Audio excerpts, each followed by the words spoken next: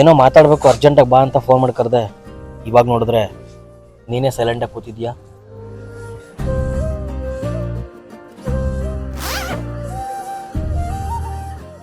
ಈ ತಿಂಗಳು 10ಕ್ಕೆ ನನ್ನ ಮದುವೆ. ಬ್ರೇಕಪ್ ಆಗಿ 6 ತಿಂಗಳಾದ್ರೂ ಬರ್ದೇ ಇರೋ ಕಾಲು ಇವತ್ತು ಬೆಳಿಗ್ಗೆ ಬಂದಿದ್ದಕ್ಕೆ ಸಿಕ್ಕಾಪಟ್ಟೆ ಖುಷಿಪಟ್ಟೆ.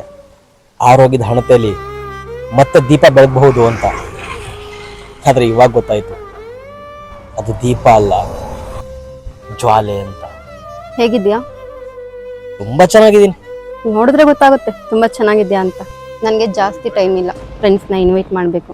ನಾನೇನಕ್ಕೆ ನಿನಗೆ ಮೀಟ್ ಆಗು ಅಂದೆ ಅಂದರೆ ದಯವಿಟ್ಟು ನನ್ನ ಮದುವೆಗೆ ಬರಬೇಡ. ಹೊಸದಾಗಿ ಜೀವನ ಕಟ್ಕೊಳ್ತಾ ಇದ್ದೀನಿ, ಅದನ್ನ ಹಾಳು ಮಾಡಬೇಡ ಅಂತ ಹೇಳಕ್ ಬಂದೆ. ಅಷ್ಟೊಂದು ಕೆಟ್ಟವಂತರ ಕಾಣಿಸ್ತಾ ಇದ್ದೀನ? ಹಾಗಲ್ಲ. ಥ್ಯಾಂಕ್ಸ್ ನನ್ನ ಇಷ್ಟೊಂದು ಅರ್ಥ ಮಾಡ್ಕೊಂಡಿದ್ಕೆ. ಅಂದ್ರೆ ಏನೂ ಇಲ್ಲ. ಕೊನೆಯದಾಗಿ ಏನಾದರೂ ಹೇಳೋದಿದ್ಯಾ?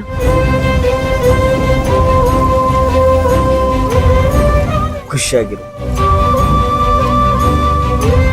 ದೇವ್ರೆ, ಎಷ್ಟೇ ಆಗಲಿ ನಮ್ಮ ಹುಡುಗಿ ಅವಳು. ಯಾಕೆ ಬಿಟ್ಟೋದ್ಲು ಅಂತ ಕಾರಣ ಗೊತ್ತಿಲ್ಲ, ಕೇಳಕ್ಕೆ ನನಗೂ ಇಂಟ್ರೆಸ್ಟ್ ಇಲ್ಲ. ನಿನ್ನ ಹತ್ರ ಒಂದೇ ಒಂದು ರಿಕ್ವೆಸ್ಟು, ನನ್ನ ಕೈ ಹಿಡಿಯೋ ಅದೃಷ್ಟ ಅವಳಿಗಿಲ್ಲ, ಆದರೆ ಅವಳ ಕೈ ಹಿಡಿಯೋ ಕೈ ಕೆಟ್ಟದ್ದಾಗಿರಬಾರ್ದು ಅಷ್ಟೆ. ನಮ್ಮ ಹುಡುಗಿ ಅವಳು, ಎಲ್ಲೇ ಇದ್ದರೂ ಖುಷಿಯಾಗಿರಬೇಕು. ಸಿದ್ಧಾರ್ಥ್, ನಾವಿಬ್ರು ಜೊತೆಗೆ ತೆಗೆಸ್ಕೊಂಡಿರೋ ಫೋಟೋಸ್ನ ಇಟ್ಕೊಂಡು ಯಾವತ್ತೂ ಬ್ಲಾಕ್ ಮೇಲ್ ಮಾಡಲ್ಲ ತಾನೆ?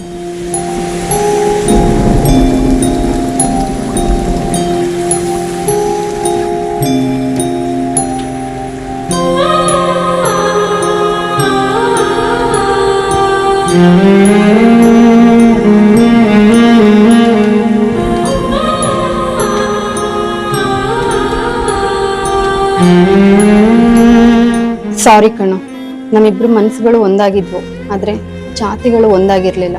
Miss you.